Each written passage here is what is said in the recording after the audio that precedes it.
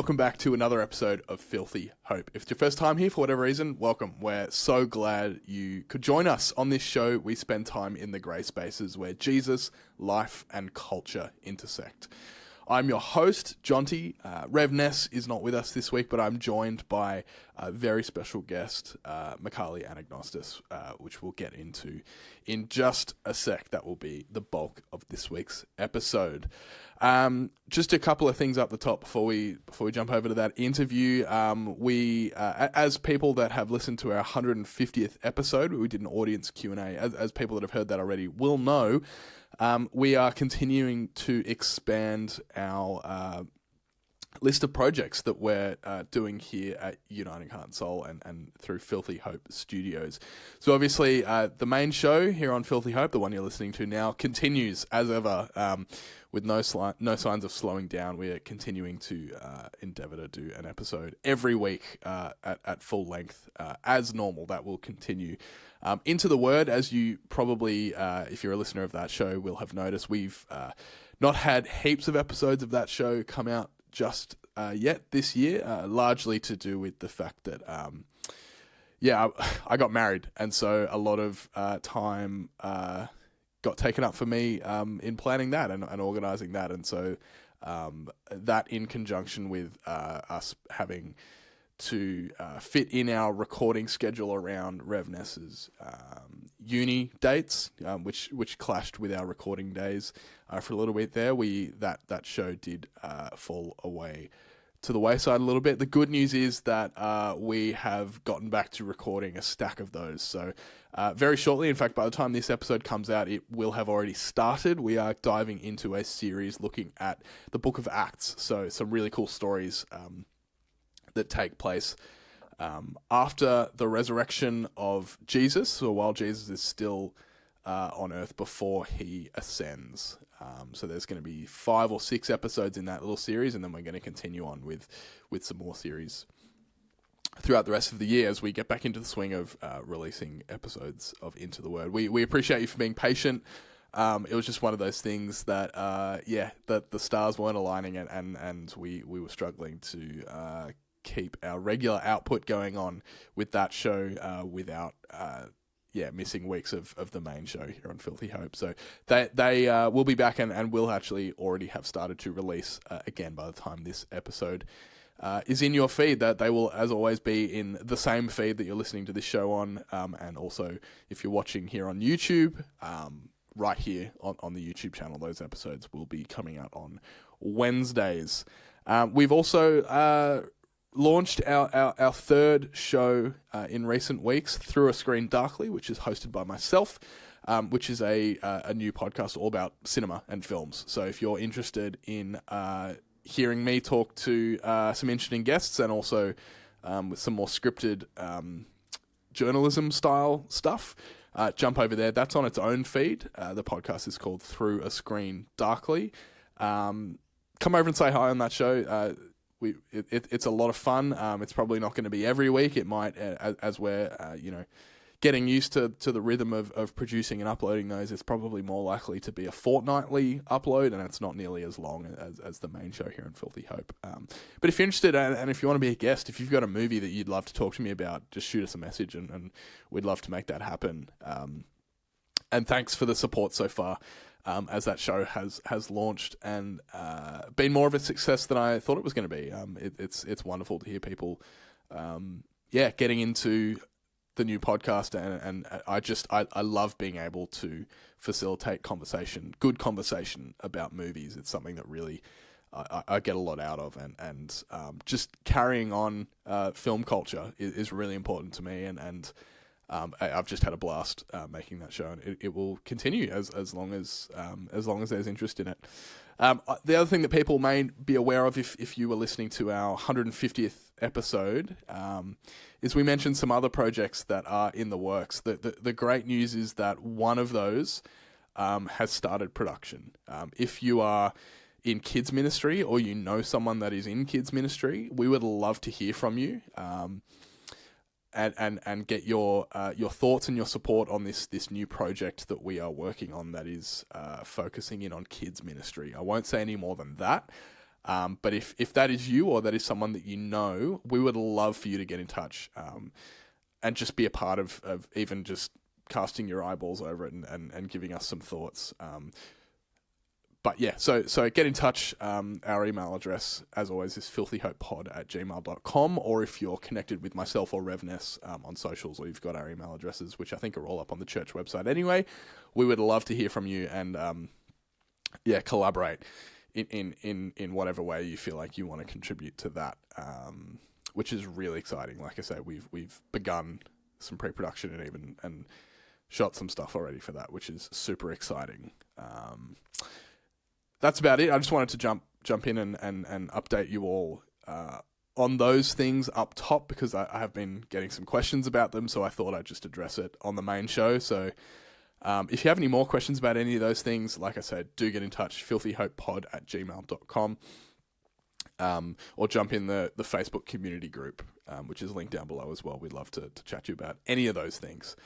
That's just about it from me, I think. We're going to jump right now over to my interview with the amazing, the incredible Mikali Anagnostis. I'll see you on the other side. I'm super thrilled to have a returning guest joining me on the show for the second time, soon to be Reverend Mikali Anagnostis. Welcome to the show. Thank you. Great to be here. Not so soon to be. Hopefully, eventually to be. Eventually. We'll get into that. God willing.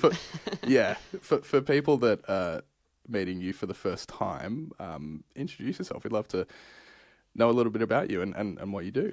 Yeah. My name is Mikali Anagnostis.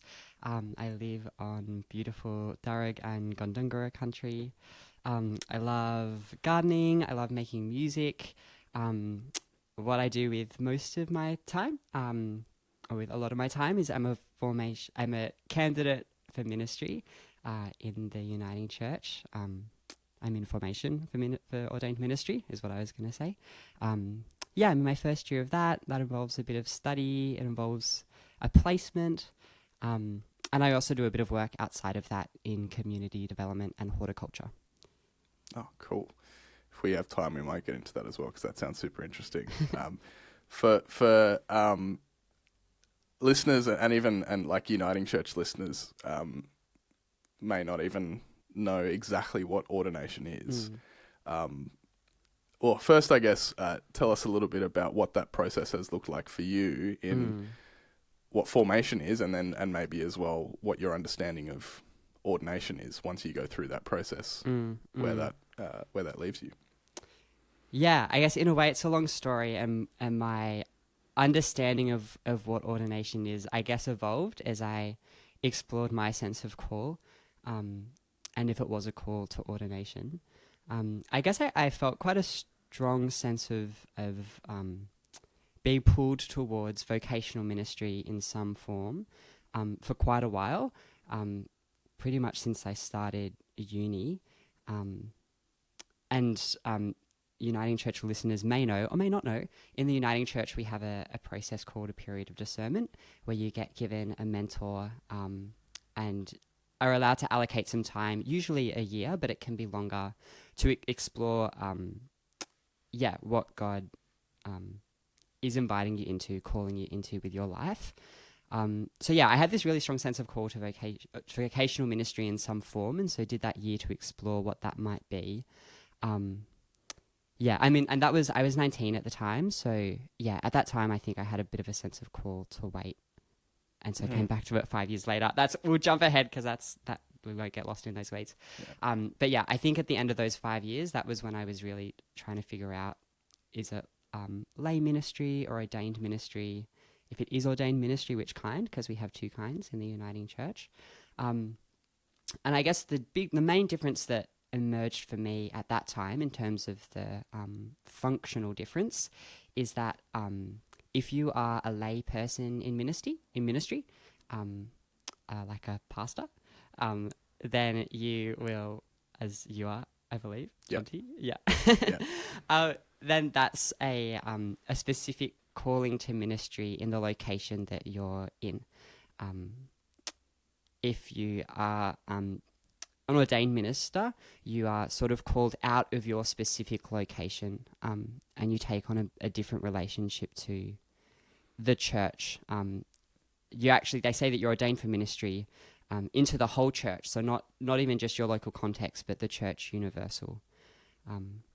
So we believe in the Uniting Church that every Christian is a minister. Every Christian is in ministry. The particularity about ordained ministers is that your relationship to the church is more broad, and you sort of have a responsibility, I guess, in a way of holding the apostolic witness of what the gospel is and shepherding the church through that. So for me, I felt a call to, we have ministry of deacon and ministry of the word. I know I'm skimming over these things quite quickly. It's good. So It's if you want to pause stuff, and go back to things, let me know. I felt a specific call to be a deacon. And deacons, there are deacons in lots of different parts of the church. We see them in the book of Acts and elsewhere in the New Testament. The deacons, I guess, have a special role in leading the church in mission, to that sort of outward-looking edge of the church, and sitting in some more liminal spaces between church and the community beyond church, and ministering to people beyond just a gathered community. Whereas a minister of the word, their focus is more on the gathered community. And my understanding, like you say, I'm in a ministry of pastor position. I don't keep my pastorship when I leave the congregation that I'm pastoring to. Whereas, like you say, when you're ordained, it's part of a longer term higher call. That's not the word I'll use, but you take that role with you to the broader church. So you don't have to get reordained when you go to a new placement, in the sense that pastors usually do. It's a which I'm sure we'll get into, more of a lifelong calling. Which is super interesting. And before we I think an interesting way of approaching this would be to, instead of looking at it in a technical sense, I think it'd be really cool to hear from you about your own personal journey towards that. So I guess as a nice way of starting, maybe where did faith begin for you? Have you been a Christian your whole life? And we could spend hours and hours and hours talking about our own individual faith journey. So I don't mean to ask you to talk about the entire thing, but what were the key moments for you growing up in discovering your own personal faith? And then we'll take a step towards the calling to ordination as well. But I'd love to start there. I grew up Catholic, part of a Catholic community. My mum is a person of faith. My dad is not. Was raised with faith in the Catholic Church. I loved the Catholic Church. I loved going to Mass. And the way that filtered out into our lives. When I was 12, I got involved in a Pentecostal church. So a bit of a different, pretty different direction. There are definitely some crossovers though. Interesting. Which I don't know if you want to go into that or not, because that sounds interesting. Tangential, but both of them definitely have a strong sense of a spiritual reality and of mysticism, a sense of spiritual experience. I think that is not as strong in some Protestant traditions, like I think in the Uniting Church. That's my experience anyway, those traditions. So I was in that Pentecostal church for 6 years, and then at the end of that, I think it was towards the end of that time that I started to have a sense of curiosity about vocational ministry. So I would have been at the end of high school. Was really involved in music and worship leading. And I'd been told that people could see me being a worship pastor. So in that Pentecostal church, there wasn't ordination. and so ministry was probably shared with a larger team. And so I guess maybe imagine that I might go into something like that. Then at the end of that, I was 18 around this time. And I left the Pentecostal church. And had a bit of a faith shift. Was coming to terms with some of the theology in that tradition. Also coming to terms with my own queerness and how that fit within that church culture. And so I was looking for something different. I was also moving to Sydney from, I grew up at Lake Macquarie or Biblical Country. And so that also was an opportunity to do some exploring. And then when I moved to Sydney, I joined the Uniting Church. That things really changed for me. I think I really found a sense of home within the Uniting Church. Especially I think in the conviction about social justice that is present in a lot of our communities. The fact that I found queer affirming community as well here made it a sense of home for me. So that's a bit about my faith journey. Were we moving into ordination as well? I can't remember not just yet. Question. I want to park up here for a bit. Yeah. And I'd love to. You mentioned that in both those early years in like the Catholic tradition and then also in the Pentecostal tradition, there's much more of a focus on like mysticism and the spiritual experience of things like the Holy Spirit. Was that, I mean, I can only imagine that was very formative for you and like you say, a very different church like even baked into things like liturgy, we don't focus on that stuff nearly as much in places like the Uniting Church. Do you still feel I don't know, was that a formative thing for you, and how does that maybe do you still hang on to some of those leanings towards the spiritual and the mystic in your faith, or has that sort of become more of a thing of the past for you? Yeah, it was massively formational. I think, and in those years in the Pentecostal church, that invitation to really dive into that, I mean, that is so much of what characterizes charismatic spirituality. It's massively formational. And I think it's been probably only in the last year that I think I've understood how formational that has been in my spirituality and my sense of faith. One of the interesting things that happens at theological when you're going through formation, just to jump ahead, is as you're having these conversations about what church should look like in inverted commas that the listeners can't see, you realize a lot of the assumptions that you have and the things that have formed you. And I think that I realized for me, the sense of experience of the Spirit.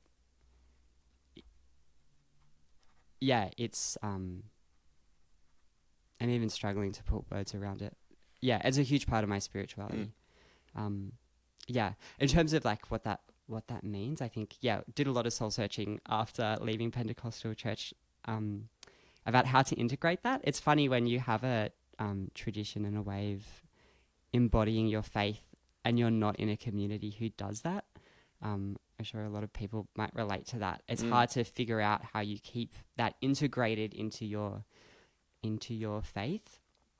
And I think recently have maybe been more comfortable with returning to some of those practices, worshipping musically in that tradition and praying in a more Pentecostal way.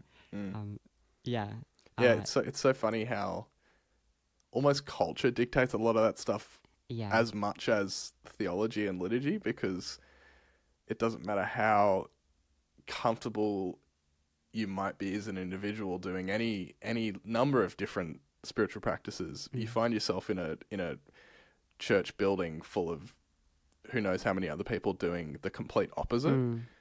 It that does shape how you worship and how you practice your spirituality. Like you really, really are shaped by the culture of the people around you and how they worship, as well as your own personal experiences and conviction. And I've certainly I don't know, like the flip side of that might even be like, I remember going to, there are a couple of conferences when I was younger, and I've grown up going to uniting churches, and I would often find myself in experiences at conferences or gatherings in other denominations where you're suddenly the only person in the room that finds things a bit odd. Yeah.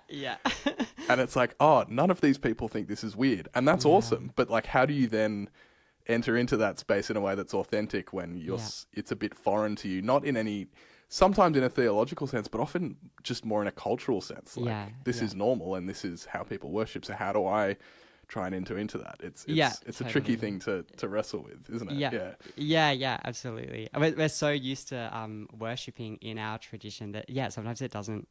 Well, it doesn't. Often it doesn't feel like worship when you step into someone else's tradition, because worship is such an embodied thing. Yeah. I think I definitely felt that when I, in some ways, I mean, I was lucky that I grew up in liturgical church, so I think that there was a seed in me as well. But definitely there were like coming into the uniting church, especially during worship, like music, when we're singing, and nobody's moving their body. And I'm like, what is, like, if when I'm singing, I have to move or it doesn't feel like I'm worshipping. So it is amazing how much our experience of worship is a cultural thing. I think as well, even what we talk about, like, that we won't, the way we talk about our spirituality and the things that we will speak about. I'm realizing now, like, even speaking to you, like, the experiences that I'm just like filtering out, because like I'm assuming like if I was speaking to someone who like was from a charismatic because we know each other through like uniting church stuff networks. Just like experiences like when I said like praying in a Pentecostal way, I mean praying in tongues, but that almost feels like a taboo, like to talk about that in uniting church circles. Or like a really significant experience in Pentecostalism is baptism in the Holy Spirit.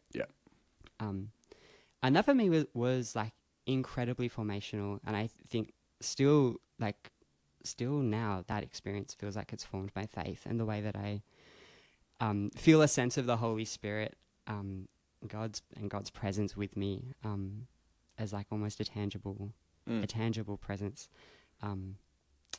But it's funny, the things that we will talk about. And so it can be hard coming into another tradition and your whole language for faith as well now doesn't have any resonance or any currency. There's a lot to rebuild, I think, when you have a culture, a faith shift and a part of a new community. It's interesting. Rev Ness is similar in that she comes from it'd be interesting to talk to her about this actually, also comes from a Pentecostal background and has very formational experiences with tongues, but also like you say, baptism in the Spirit was a big thing, and going through formation, being told like, hey, like, we don't do that stuff in the uniting church, like basically kind of back in your box a little bit. Like I have never mentioned this at like college, like in formation. It's like I'm getting like sweaty talking about it now. I'm like, am I allowed to talk about this? Of course. But that's interesting that was her experience. And it's because it is such a I don't know. I think it is as much a culture thing as a theology thing. It's because if the culture is we just don't talk about that stuff. Even if like the reality is that there's like just as many ex-Baptists and ex-Pentecostals and you name it, that are all make up this massive hodgepodge, like quilt of different histories and different people in the uniting church. But for some reason there's I don't know. I wonder if it's just like we're a bit scared to talk about things we don't quite understand sometimes, or that isn't our experience. Well, we're very cerebral as a tradition, the uniting church. And I think something that's as embodied and inexplicable as those charismatic experiences, it's hard for us to come to it like with our more intellectual framework for thinking about faith. I would agree with that. I think one of my really formational experiences was attending School of Discipleship for the first time when I was probably, I don't know, 17 maybe, 16, 17, that sort of age, maybe 18, which was like because I don't know. I have always sort of been more of a intellectual type in terms of how I think about faith, just growing up, probably because I grew up in the Uniting Church. And so going to a conference type thing where I'm assuming you've probably been to a school of discipleship at some point. Yeah, and have also been so formational for me. Yeah. Yeah, and for me that was like, oh, I've just met a whole bunch of other people that want to be equally rigorous with their like intellectualization of their faith, and like we're getting really deep into some really great stuff. But then you get to age 22 and 23 and you've done a bunch of those things and you've really, really underlined the intellectualization of your faith, and you kind of go, I feel like I need a little bit more experience now with like, and a, so it's almost like you, and I talk about this all the time, like there's head faith and heart faith, and you need both. But I feel like a lot of the time, in particularly in the Uniting Church, we lean a little bit more heavily than other denominations and movements, perhaps on the intellectual, on the head faith than the heart faith, or the embodied faith, like you talk about. So yeah, I don't know. I mean, and I think there's lots of lessons that we can learn from other movements. Like, one of my most important mentors comes from a Pentecostal background and talks often about things that they used to do all the time at church. To me, sounds like science fiction. Like, but then you think about it, but there are so many great lessons, but it only sounds science fiction to me because it's not my experience. Right. And we can learn so much from actually like considering what those other experiences might have to offer, and the lessons that can be learned from that. Yeah. And I actually think, I think that we are, as a uniting church, we are actually usually pretty good at listening to other people's. This has been my experience anyway. Listening to people's experiences from other traditions when it is really different from ours, and holding space for it. So maybe. Yeah, the charismatics in the UCA need to get a little more bold and take up a bit more space. Yeah, absolutely. Start moving a little bit more. Not have our feet nailed to the ground during worship. Well, also because we're both musicians as well, and maybe it could be a good opportunity to talk a little bit about like music in worship as well. I've been a musician my whole life and played music in church only relatively recently compared to how long music has been a part of my life. And so for me, I often find this weird divide between like music in the rest of my life and then there's music at church, and we've got to kind of like sometimes feel like we have to contain it into a nice box that people can worship to, which is really important, but it's like there's a lot going on here for me, and I wonder for you, like as a musician, how you approach music at church, in the sense that how do you, being a gifted musician and singer and composer, how you approach bringing those gifts to a musical space that is very, very different to secular or performance-based music. I don't know. Does this resonate with you in any way? Yeah, totally. Yeah. It's funny because it's like when you're writing music for church, you're writing liturgy, really. Yeah, that's right. And so it has a whole,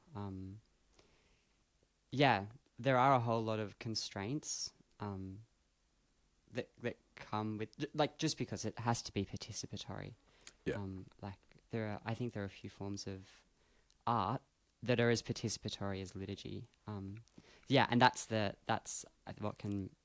what constrains it, but it's also what makes it so special. Yeah, and so beautiful. Constraints, I actually find like constraints actually bring out a more creative impulse in me. Yeah. Because if you've got a metaphorically a blank page and you can do anything, where do you start? Whereas if you've got in any creative pursuit, if you've got a set of guardrails that point you in a direction, and in church music, like you say, it's participatory, that you have to, the focus is on removing distractions so that the gathered people can worship, which is very, very different to trying to write a good hook for a pop song or writing a riff that's going to get a mosh pit spinning. Yeah. Like, they're all for different purposes, and understanding what that purpose is and what those guardrails are, for me, actually opens it up to be even more creative. Yeah. We might now, unless they're like, so you mentioned earlier at about 18, you were towards the end of your time at in the Pentecostal church and started to have a sense of calling. Were there any other important points for you in your faith journey up until that point, or is now a good time to talk a little bit about what that looked like for you at that point in your life? At those early stages, I was 18. I was getting towards the end of school and thinking about what the rest of my life would look like, and knew that I wanted my whole life to be for God. As a disciple of Christ. And I guess as that sense continued, I had to figure out, is this a call to discipleship and to give my whole life to Christ in another vocation, or is it to the particular role of ministry? Because obviously they're different things. As Christians, we're all called to give our whole lives to God, and that can look so different. But yeah, ministry is that particular role. So yeah, I think when I was at uni, I was studying agricultural science and sociology, and I absolutely loved it, but I had this really strong sense of, at that time, I would say it was like a tug, this tug towards ministry that I wanted to explore. To know whether it was to that role or whether it was broadly that desire to live my whole life, my every minute for Christ. But yeah, I did a bit of digging. I spent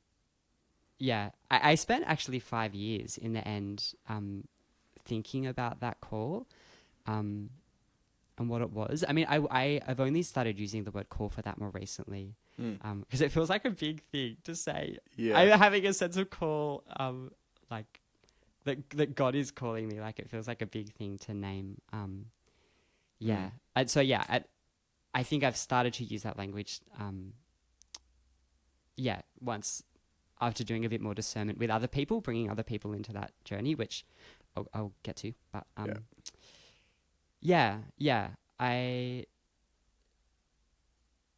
I guess I knew that there were lots of experiences spread throughout that time that I guess made me feel this particular sense of call to ministry. I think what I realized was that I felt like I had a specific call to facilitate spiritual community, and to bring people, especially people, I think for me, who are on the margins of the church, who don't fit particularly comfortably within a normal church community, to create spaces where people can experience the divine and share their faith, and build a community together that looks something like the kingdom of God. That's really beautiful. Yeah, you mentioned at some point you started to bring some other people into those conversations and figuring out the way forward, I guess. You don't have to name people, obviously, but like what for people that are interested, because I think, like you say, all Christians are ministers, quote unquote. And so I think part of why I wanted to have this conversation with you is opening up some of the quote unquote secret sauce that ministers get in there. Not that you're ordained just at this point, but like in the process of heading towards ordination, it sometimes is a little bit mysterious to people. They go like, what takes so long to spend all this time doing, and so like for you, I think it's really valuable for people just to hear about what that process looks like, because it's a valuable thing for us all to consider, like where God is calling us in our lives.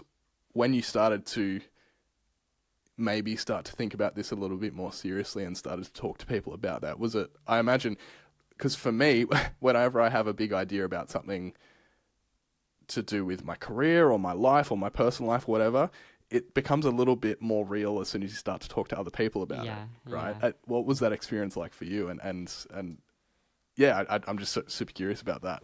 Yeah. So, I mentioned before that period of discernment that you get to do in the Uniting Church. At the end of that, it has to be at least a year, I think I mentioned. And at the end of that time, you get a mentor and you talk to your mentor about the outcome of that period. I mean, you're talking to them the whole time, and they're probably the first person who you're having this reflective dialogue with. And at the end of that time, they will refer you to the presbytery. There are a few stages. Yeah. At first, you get referred to the presbytery ministry committee to just close your period of discernment. And then if in that period of discernment you've discerned a call to ordained ministry, then you get put onto into the process that leads to that. So they will have a conversation with you and help and question you about your sense of... A question sounds like an interrogation. It's a conversation. It's a conversation about your sense of call. But what they're looking for is, to see that you do have a strong sense of call and where that might be coming from. And then they will refer you to the whole presbytery, who will... you present at your whole presbytery about your sense of call, and the presbytery has a chance to ask questions of you about your sense of call.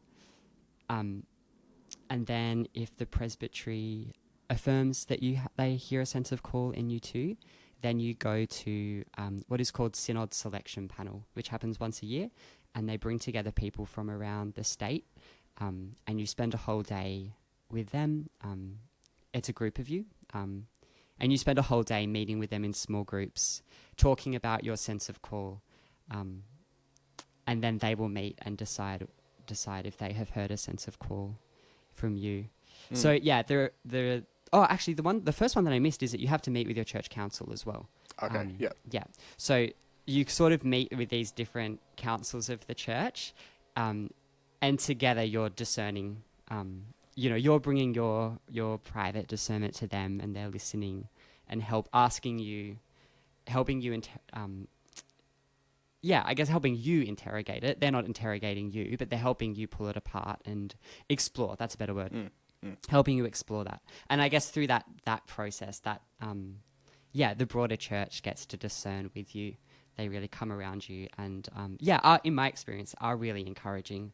Want to help you discern that. And in your own process through that, for people that might be interested, where you've gone to Synod Selection Panel already, is that right? Yeah. So then, cool. Synod Selection Panel happens like towards the end of the year. Yeah. I think around September. And then if they discern a sense of call, then you start formation, second stage formation. Your period of discernment is first stage formation, they call it. Yeah. There's so much jargon. Yeah. And then you start second stage formation the following year. And that's for most people, that's 3 years of study and placement, and meeting with a panel 2 times a year to talk about your progression and your sense of call. And doing that sort of formation in community. Yeah. So you mentioned, like you say, there's a lot of jargon, a lot of process-based things, but you mentioned already that you've actually found a lot of that really, really helpful and engaging for you. I'd love to hear more about, because I can imagine sitting around for the process of Synod Selection Panel and talking intentionally with other people about this for, was it a day or 2 days? It's a day. It's a day. It's probably exhausting. Oh my gosh, I was so spent by the end. By my last small panel, I couldn't say anything. I was just like, guys, I'm so sorry, but I'm just spent. Yeah. It's intense. And despite it being super intense, you said you found it really, really valuable. I'd love to hear, what about, because no one else in any other setting really is probably going to choose to sit down with a bunch of people for that long and have that intense a conversation. So what other than it being a part of the process, what else did you get out of it in your own development and following that sense of calling? Yeah, I think for me, a big thing that I was exploring up until that point was just that ability to trust your own sense of discernment. I think something that had to happen before I made the decision to apply to go into this process was to have a sense of permission giving from God, to feel like I had a sense of permission giving from God, to just trust my own sense of discernment. To trust that I wasn't doing that to meet my own needs, but that, this was actually this is what it feels like to me. What God has given me to do with my life, and I think there's a reassurance that comes from bringing that to other people, and then hearing that too. From them really faithfully listening to you, even though it's like really vulnerable, them like looking in and listening, and saying, yeah, we hear that too. This isn't like, you're not deluding yourself,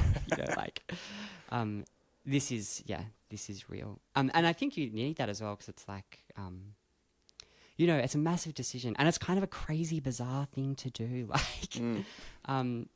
Like ministries are kind of wildlife. Like, I mean, in my case, especially when you're 25 years old and transgender, like going into ministries, like it's kind of wild, and it's not an easy thing to do. And I think there's a reassurance that comes from knowing that other people see that in you too, and hear that.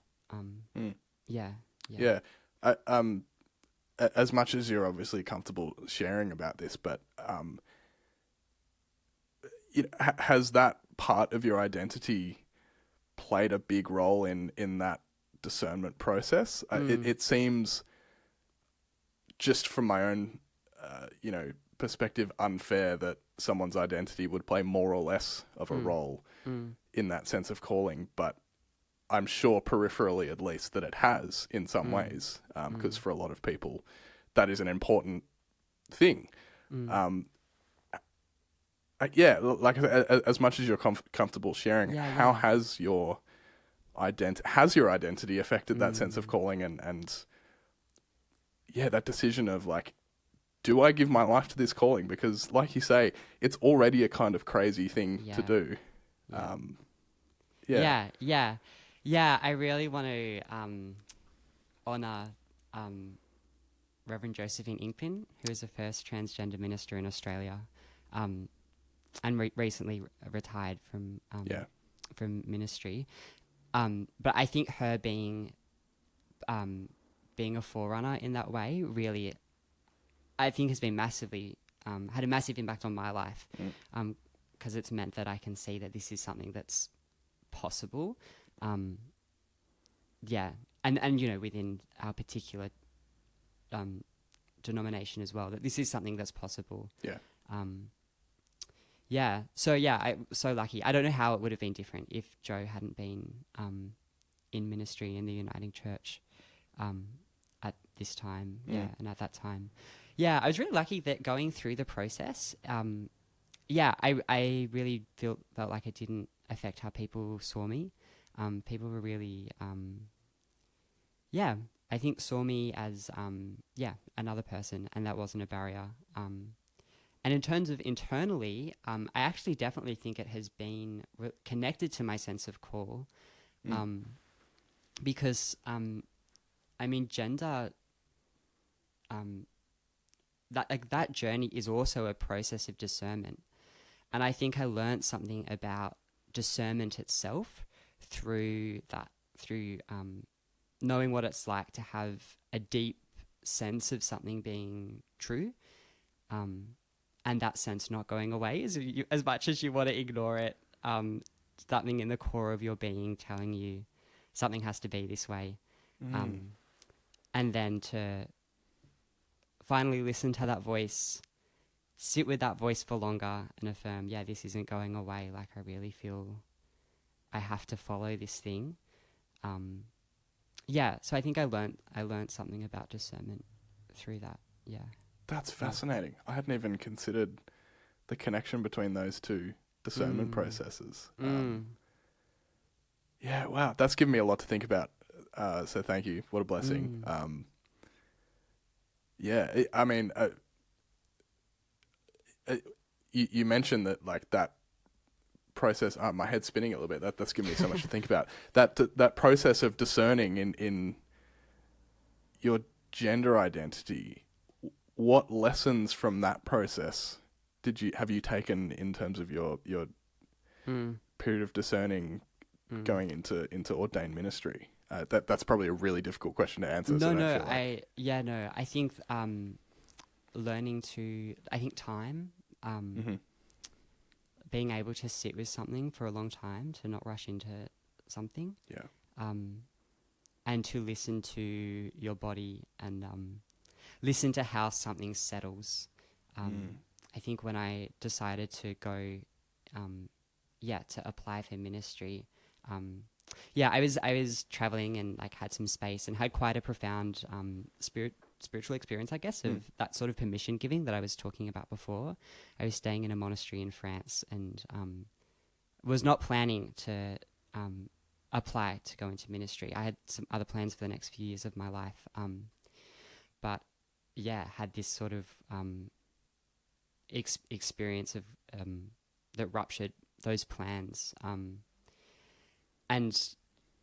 had this experience of being affirmed to just trust that voice, and knew, I think at that point I felt like I knew, but I also knew I need to sit with this, and was comfortable, I think, sitting with it for a while and knowing this isn't changing. This feels settled. Like I don't know if you relate to that feeling, but when something feels like it is, like it's landed, and it's like that sense of peace and that sense in your gut of calm, and that something's where it's supposed to be. Listening to that and seeing that stays. I think that for me has been a really valuable resource, something that I know to listen to. Wow. Thanks for sharing that. That's really wonderful. I do wonder if it's one of the gifts of trans people is knowing a bit about discernment. You might know, like, gender diverse people in a lot of cultures around the world have often had spiritual roles in community. And I wonder if that's a part of that, is knowing to listen to something that is more than what meets the eye. Learning to listen to that inner voice, and to trust that there is something beyond what is apparent in the world. Yeah, I mean, just on a personal level, that's been really helpful for me to hear talk about that. Just going through my own sort of like experiences of trying to discern some big life stuff. That's given me a lot to think about. So thank you. That's wonderful. There's probably a great opportunity to pivot to one of the questions I wanted to ask you, was what you've learnt about yourself during this process of formation. Yeah, I think something that I've learned, we spoke a bit earlier about, like the different people, there being space to talk about our different traditions in the formation process, and like an amazing community going through formation, and the people who surround that community, like the faculty and the other people that, the other people in the community at the Centre for Ministry. And so as this dialogue is happening and we're sharing our different ideas, I think I've learned, when something doesn't, learning what it feels like when the voices of my traditions are coming up, are bubbling up to the surface, and sometimes they bubble up and you're feeling like, something that's being said, like it's grating against my traditions. It's grating against like the theologies that are part of my, kind of subconsciously part of my way of seeing the world. And I think the first few times when that happened, it really threw me. I didn't know what to, had to go away and really mull over things and be like, what's going on here? And as that's happened more and more, because you're hearing like such a diversity of different things all the time, and like learning to draw on a range of sources to discern what's life-giving, what a life-giving like theology or way of doing things is. I think as that experience has happened more, I've learned to recognize that feeling of growth and that feeling of dissonance. So I think that is one thing I've learned about myself, is what that feeling of dissonance feels like. And also I've learned how much the traditions that I've been a part of are part of who I am, which again links to what I was saying before about integrating those now back into my spirituality in an intentional way. Because I think I'm discovering that they are a part of who I am and part of how I experience God. Yeah, that's beautiful. Yeah, I think, a little bit like, I think of like the image of like when you're a child and you just think your parents are like superheroes, and then you go through a phase when you're a teenager where you just could not care less what your parents think and just want to ignore everything that they suggest or say. Yeah. But you come back around almost when like, and it's different for all different people. I don't want to say that everyone's relationship with their parents is the same, but like certainly for me, you come back around and you see your parents in a new light again. And that's a continual process where like, it's almost like you come out of your teenage phase of like, screw my parents, to be like, I just want to learn everything, all the wisdom that my parents still have to offer. And I feel like it's similar with a lot of people with our traditions, where we can go through phases where it's just what we're introduced to, and so that's what we internalize as normal, and then we maybe start to, in a really positive way, think critically about how we can pull some of those things apart and go through the quote unquote, the breakup phase with some of our traditions, but then some of them come back around later in life, and we see them from a different angle, and we go, oh, not only is that really useful, but I think that's actually a core part of who I am. And being able to identify what those things are is really, really valuable, because, I've had similar experiences as the ones you're describing, where you're having conversations with people and you just get that grating feeling of like, something is clashing, and I don't quite know what it is, but it probably comes down to differences in tradition and differences in how the language we use to talk about some of these things, but also just the way that those things externalize. And for me, a lot of those things come back to the traditions that I kind of got used to, and then intentionally or unintentionally, I went, nah, I don't want that anymore. Chuck that out. And then now later in life, they kind of not only have come back, but I've realized they're actually a core part of like how I understand not only my faith, but who I am. I think it's so Oh, sorry. No, you go. I think it's so important to listen to them too, because often, like, when shit hits the fan, it is those more deeply embedded theologies, like those traditions that are more deeply part of who we are. Those are the ones that are going to come to the fore and affect like how we react. So yeah, I think it's good to be aware of how those traditions, how we still carry them with us, and to be able to integrate them into our spirituality and into our life in like an intentional way, a self-aware way. Yeah, that maybe comes a little bit full circle for us in this conversation around, like, we started talking a little bit about some of the traditions around like the mystical and the spiritual in the Catholic Church, and also the Pentecostal style of church. Have those things, I mean, we talked a little bit about this already, but have those things come back around for you in interesting ways in this process? Like how now moving forward, and we might talk a little bit in a sec as well about, well, like, what's next for you, but like where do those things sit for you now in how you want to proceed forwards, as not just as a candidate, but as a follower? Like, do they have they changed for you, or like we say, they come back and they're a part of us. So I'd be curious to hear about that.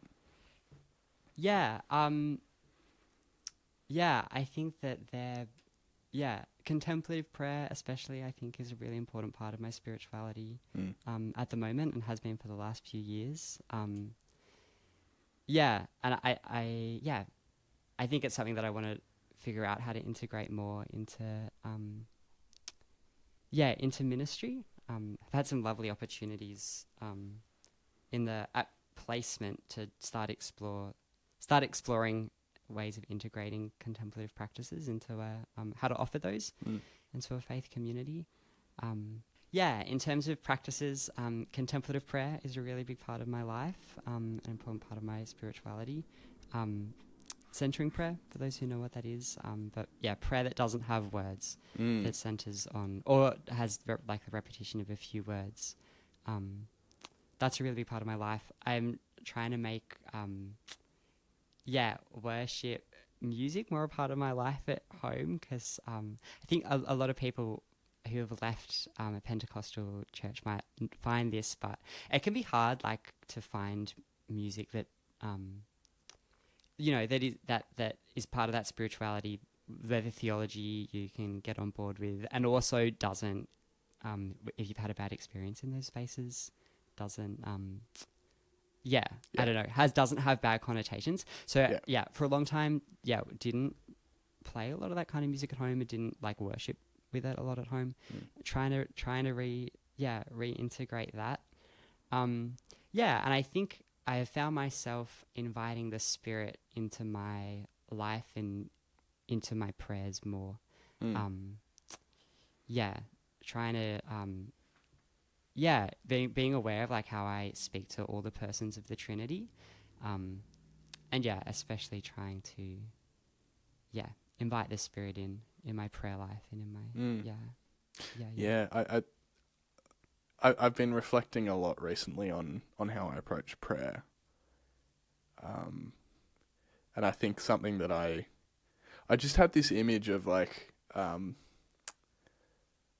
don't know, like picking up the phone and just like talking God's ear off for 10 minutes and then hanging up, and God's on the other line going like, what? Like, what was that?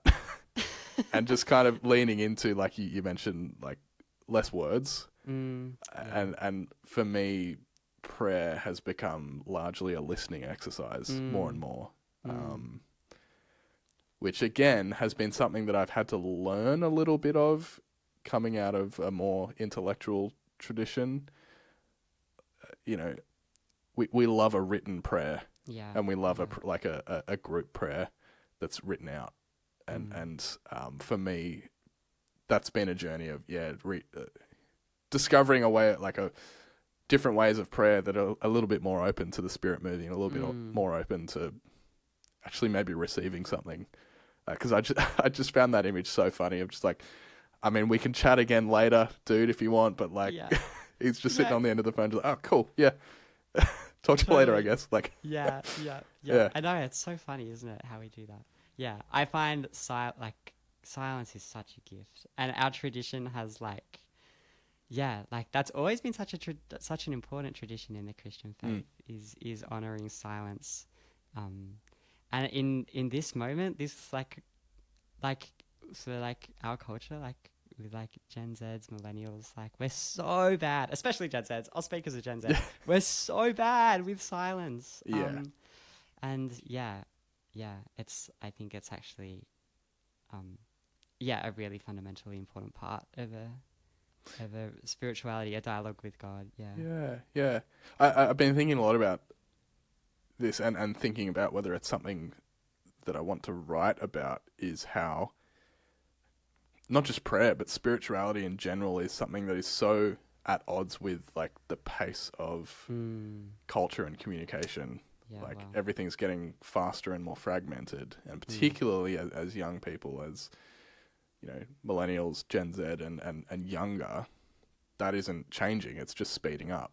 And how spirituality and prayer and discipleship is something that seems really difficult and at odds with culture, because it is it's long form, to use like a content word. It's something that takes time and requires us to like shut up for a second and like sit and listen. And I think there's actually something really important in that for us to think about, in terms of like committing a life to discipling, to being a disciple of Jesus and discipling others in that as well, isn't something that you do in short bursts. It's something that you do that takes, I think, probably in a very similar way to how, the process of calling and ordination looks. It's not something that you just suddenly get an idea and commit for 3 months and then you're on to the next thing. Like it's a long process that requires patience. I think there's a lot that we can learn from that. Yeah. Totally. Yeah. Wow. If you do write about that, I'd love to hear more about that.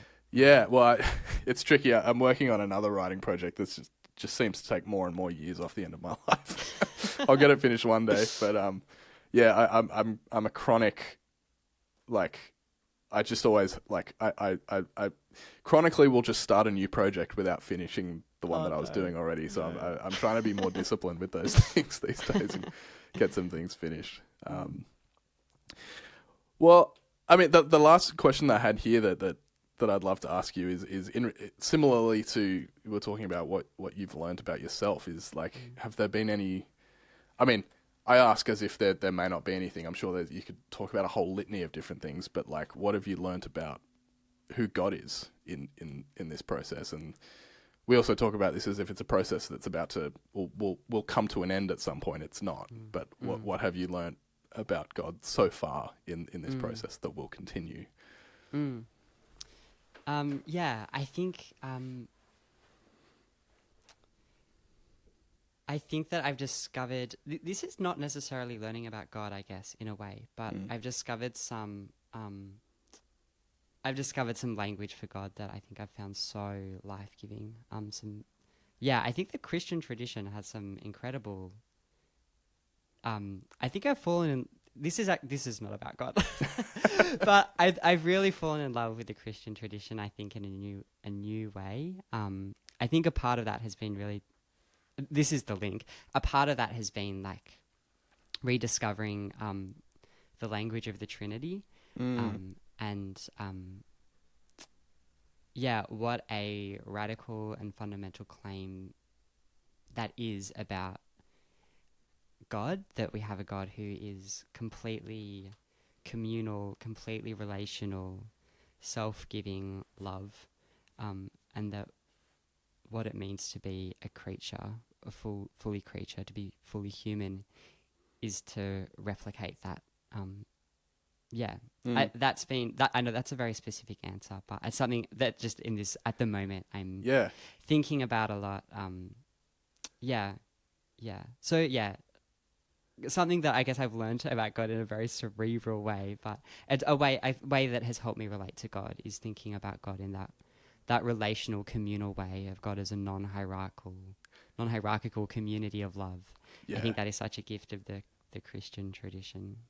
Yeah, and in my experience, it's something that I don't understand why we don't talk about it more often, because like you say, it's such a radical thing that has such huge implications with how we think about and relate to who God is. I remember I was probably still in primary school. I went to Sunday school my whole life, and the language and the stories were all just like a baked in part of me that I didn't really think about at all. And suddenly going, the Trinity doesn't make any sense. Why don't we talk about this? And then for a couple of years, just bugging my Sunday school leader and whoever else would listen to me, like, but 3 doesn't go into 1 and 1 isn't 3. Like, what? And like, it was just, it suddenly hit me at that age of like, this is radical and we need to talk about it more. But I actually think it is an intellectual thing, but it's also because it's the heart of God is in relationship with God's self, is such a massive statement to make about the creator of the universe, and should and does like inform so much of how we then talk about God and how we then relate to God. And what that says about what God's call might be on all of us for how to live our life. If the heart of God is God in relationship with God's self, above every, like that is, I don't know. It changes everything. Literally everything. Like, it's actually a completely different way of thinking about God. I know Christians are like, don't think we're very good at talking. Like, we're very bad at being able to name God. Like, which maybe that's a good thing, but it's amazing, I think, once you tune into that. Like, I think a lot of us still don't think about God in a Trinitarian way, and don't relate to God in a Trinitarian way. But there's such a gift there that, is waiting to be opened, I think. Yeah, A lot of yeah. this. Yeah. I've just filed that away in my head. That's a whole episode, I think, is Episode on the unpacking the Trinity. Trinity. Yeah, yeah, That'd be interesting. yeah. Well, thank you so much for sharing so openly. I've certainly got a whole lot out of this conversation, and I'm sure our listeners will as well. Something that I'm asking our guests more and more as I talk to more and more different guests is like, have you? I just love getting recommendations for things. So like, we didn't talk about this beforehand, so sorry for dropping this on you. But like, have you read anything or watched anything or listened to anything recently that you just loved that you want to share with people? Wow. Yeah, I'm reading a great book at the moment. I'm reading it because I have to for uni, so it feels like a lame thing to recommend.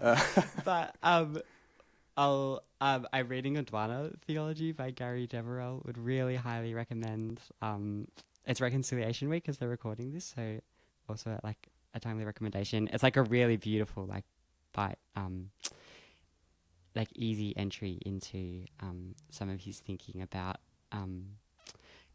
the Christian tradition relates to Aboriginal spirituality and Aboriginal worldviews, and the task of the church in this current moment in Australia. That's been something that I'm really loving right now.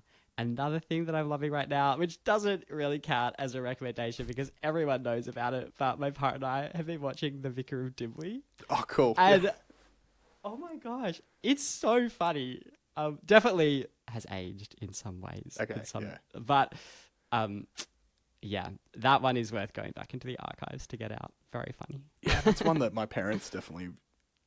It's been on in the background, and I haven't actually like sat down and watched it. So it's worth doing. I'll search it out. I think that could be fun. Yeah.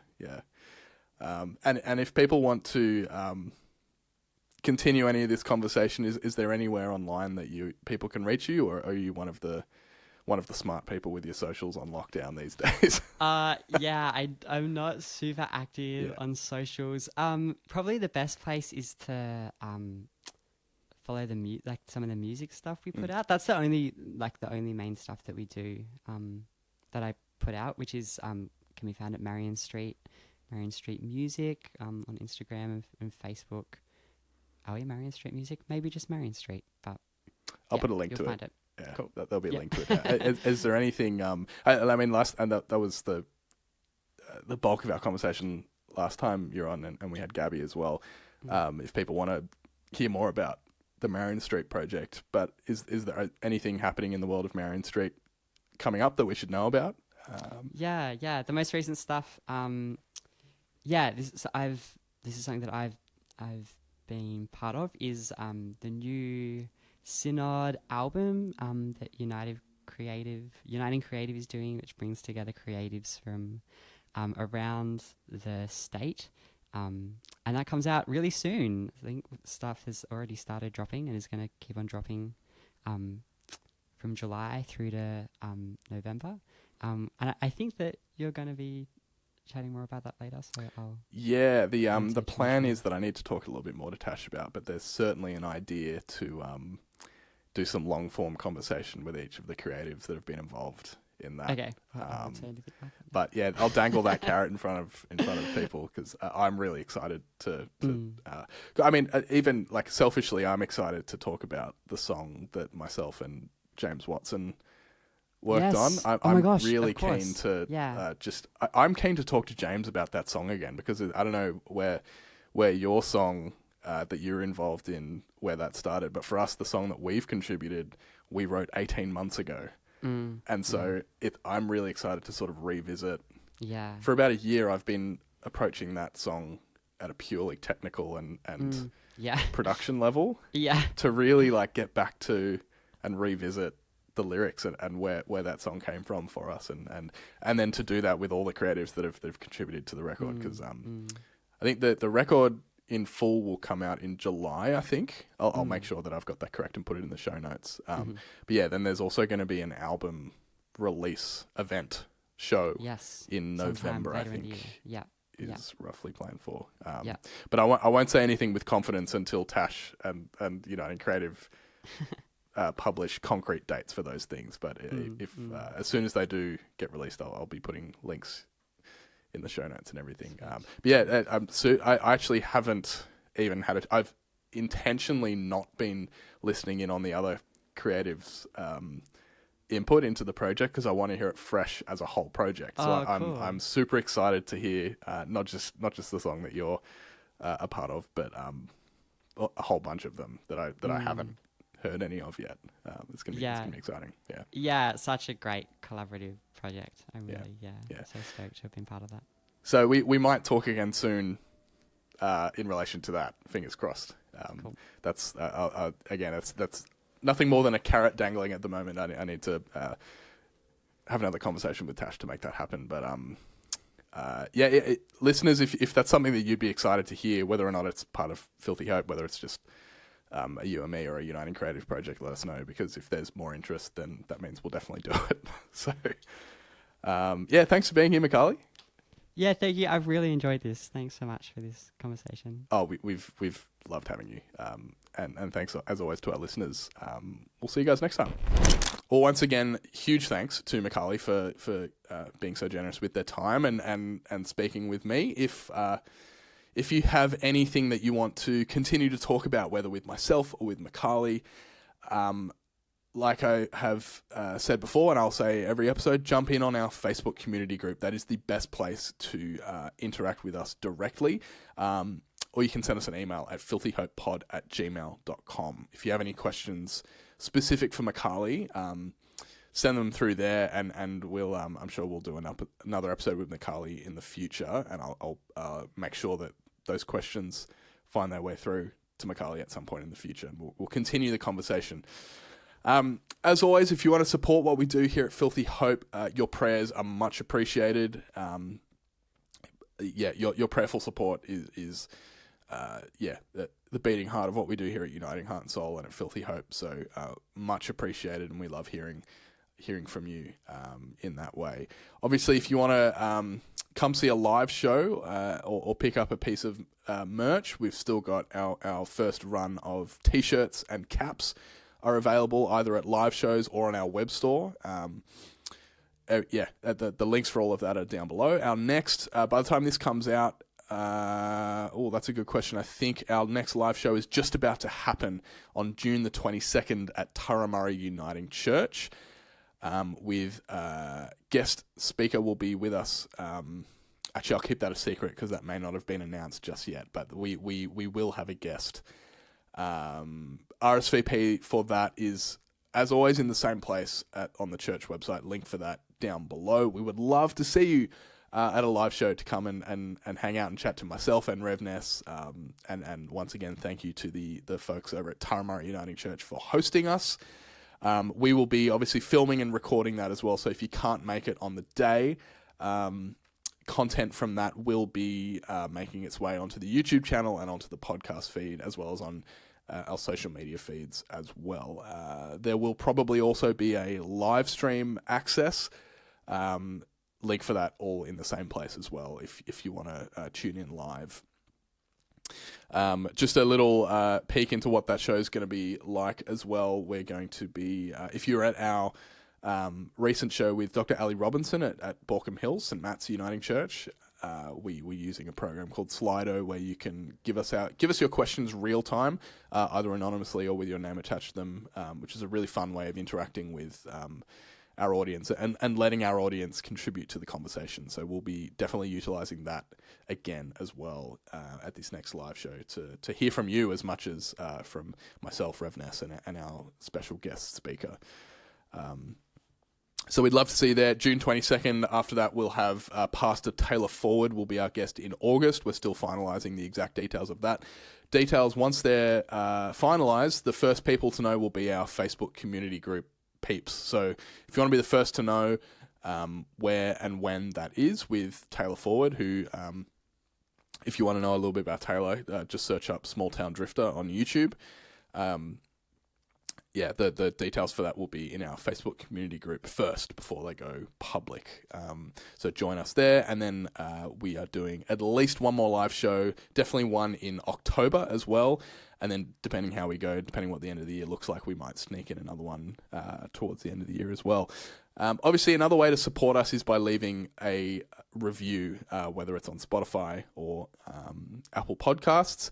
Apple Podcasts lets you write reviews as well. If you have a couple of minutes and you want to support us in a really tangible way, a great way of doing that is writing up a little review. It's a great way of using the Apple Podcasts algorithm to our advantage, and getting our show in front of the eyeballs of new people that haven't seen the show before. And if you're watching us on YouTube, subscribing to the channel helps a great deal as well. But most of all, if you have a friend that you think would love this show, or a specific episode, word of mouth is by far the biggest growth point for us here at Filthy Hope. So many people who listen to the show or watch the show on YouTube do so because they're friends of someone who already did, and they've shared an episode or a clip from something that they really enjoyed or got something out of. So if you find value in what we do here on the show or any of our projects here at Filthy Hope Studios, and you think that there's someone in your life that would also find value out of it, please do share it with them. Spread the good word of what we do here at Filthy Hope. It's much appreciated as we continue to just try and put out great content that's going to start great conversations around life and faith and some of the stuff that we don't talk about in churches often enough. I'm going to get out of here. I've spoken for way too long, but we will see you guys next week for another fantastic episode of Filthy Hope. Might see you tomorrow for an episode of Into the Word if you're over there, but if not, we'll see you right back here on Tuesday for Filthy Hope. We'll see you then. This is a prayer.